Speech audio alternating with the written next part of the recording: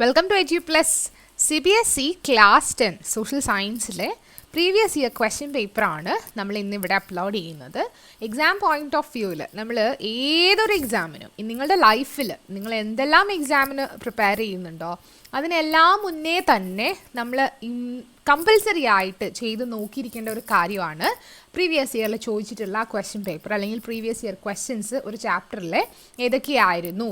കാരണം നമ്മൾ എഴുതാൻ പോകുന്ന എക്സാം എന്തോ ആയിക്കോട്ടെ, ആ ബോർഡ് ആ എക്സാം കണ്ടക്ട് ചെയ്യുന്ന ബോർഡ് അവർ ചോദിക്കുന്ന രീതി അവരുടെ ഇൻട്രസ്റ്റിൽ പോയിന്റ് ഓഫ് ഇൻട്രസ്റ്റിൽ വരുന്ന ക്വസ്റ്റ്യൻസ് ഏതൊക്കെയാണ് എന്നുള്ളതിൻ്റെ ഒരു ഐഡിയ കിട്ടാനായിട്ട് നമ്മളെ ഏറ്റവും കൂടുതൽ സഹായിക്കുന്നത് മുന്നേ വർഷം ചോദിച്ചിട്ടുള്ള ക്വസ്റ്റ്യൻ പേപ്പേഴ്സ് ഒന്ന് സോൾവ് ചെയ്ത് നോക്കുക, അതിൻ്റെ മാർക്കിംഗ് സ്കീം ഒന്ന് നോക്കുക ആൻഡ് ആ ക്വസ്റ്റ്യൻസ് ഏതൊക്കെയാണ് എന്ന് അറിഞ്ഞിരിക്കുക എന്നുള്ളതാണ്. ഓക്കെ, സോ ആ ഒരു രീതിയിൽ നമ്മളുടെ ബോർഡ് എക്സാമിനാണെങ്കിലും എന്ത് ചെയ്യണം, പ്രീവിയസ് ഇയറിൽ ചോദിച്ച സാമ്പിൾ പേപ്പർ ഒന്ന് നമ്മളെല്ലാം പഠിച്ചു കഴിഞ്ഞ ശേഷം അല്ലെങ്കിൽ പഠിച്ചുകൊണ്ടിരിക്കുന്ന ആ ഒരു റിവിഷൻ പീരീഡിൽ നമ്മൾ എന്ത് ചെയ്യണം, പെർ ഡേ ഒരു ഡേ അല്ലെങ്കിൽ ഒരു 2 ദിവസം കൂടുമ്പോൾ ഒരു ക്വസ്റ്റ്യൻ പേപ്പർ ഒന്ന് എന്ത് ചെയ്യണം, റെഫർ ചെയ്ത് പോകുന്നത് വളരെ ഇമ്പോർട്ടൻ്റ് ആണ്. ഓക്കെ, സോ അങ്ങനെ ഒരു 10 ക്വസ്റ്റ്യൻ പേപ്പേഴ്സ് അല്ലെങ്കിൽ ഒരു 5 മിനിമം എങ്കിലും നമ്മൾ ചെയ്ത് കഴിയുമ്പോൾ നമുക്ക് മനസ്സിലാവും ഏതാണ് ഇമ്പോർട്ടൻ്റ് ആയിട്ട് വരുന്ന ക്വസ്റ്റ്യൻസ് എന്ന്. ഓക്കെ, നമ്മൾ വേറെ തന്നെ ഒരു സെഷൻ ചെയ്യുന്നുണ്ട് ഓരോ ചാപ്റ്റർ വൈസ് ആയിട്ട് ഇമ്പോർട്ടൻറ്റ് ക്വസ്റ്റ്യൻസും. അതിലും നമ്മൾ പ്രീവിയസ് ഇയറിൽ ചോദിച്ചിട്ടുള്ള ക്വസ്റ്റ്യൻ പേപ്പർ നമ്മൾ തന്നെ റെഫർ ചെയ്ത് ടീച്ചർ തന്നെ നോക്കി സോർട്ട് ഔട്ട് ചെയ്ത് എന്ത് ചെയ്യുന്നതാണ്, നിങ്ങൾക്ക് സ്പെഷ്യലി തരുന്നതാണ്.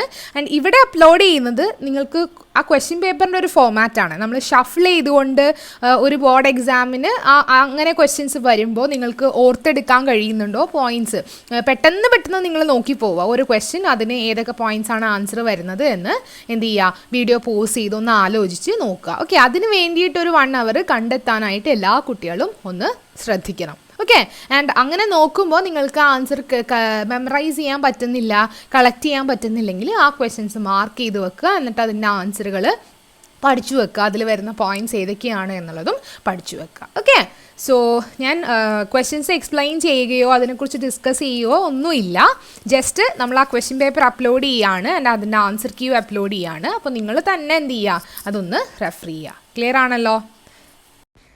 സെക്ഷൻ എയിൽ വരുന്നത് 2 മാർക്സിൻ്റെ ക്വസ്റ്റ്യൻ ആണ് കേട്ടോ. 2 മാർക്സിനെന്ന് പറയുമ്പോൾ ഒരു 40 വേർഡ്സ്, അതായത് ഒരു 2 to 3 സെൻറ്റൻസിൽ 2 to 3 പോയിൻറ്റ്സ് അതിൽ ആൻസറായിട്ട് എഴുതിയാൽ മതി. ആൻഡ് സെക്ഷൻ ബിയിൽ വരുന്നത് 3 മാർക്സിൻ്റെ ക്വസ്റ്റ്യൻ ആണ് ആൻഡ് അതിന് ഒരു 80 വേർഡ്സിൽ ഒരു സ്ട്രോങ് ആയിട്ടുള്ള 5 പോയിൻറ്റ്സ് 6 പോയിൻറ്റ്സ് കൊടുത്താൽ മതി. ദെൻ പാരഗ്രാഫ് ക്വസ്റ്റ്യൻസിന് പാരഗ്രാഫ് നന്നായിട്ട് വായിച്ചിട്ട് ആൻസർ കൊടുക്കുക.